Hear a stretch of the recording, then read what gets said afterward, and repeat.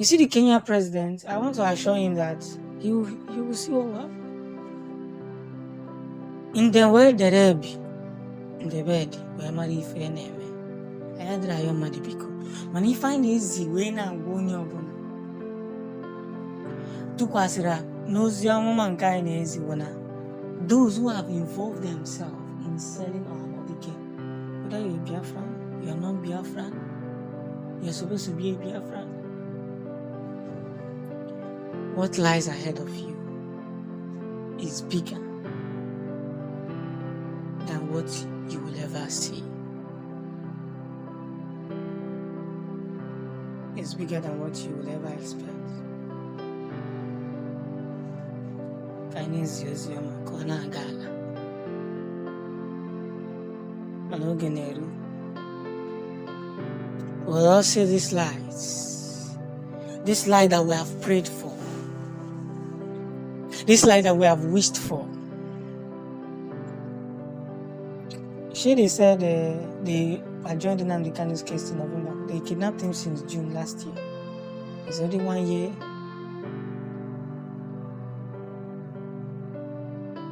And 2 months.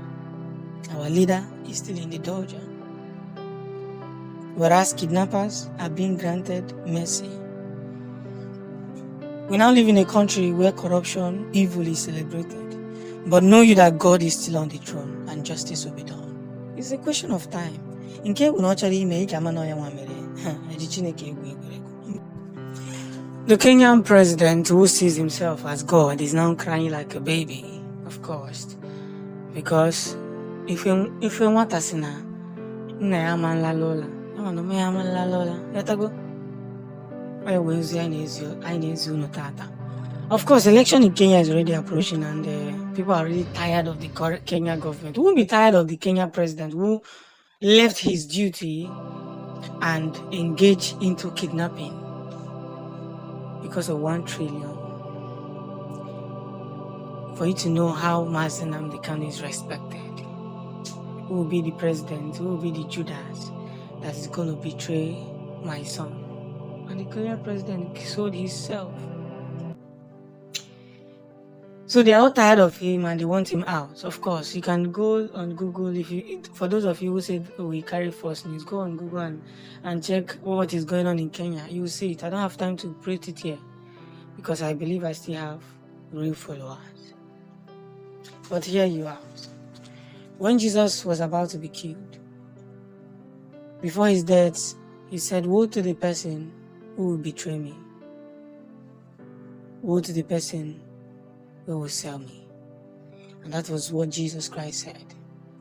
Even though he knew that he was meant to die, even though that he knew that he will be nailed on the cross, that is the road that he must follow before he will be granted the power he needed. But woe to the person.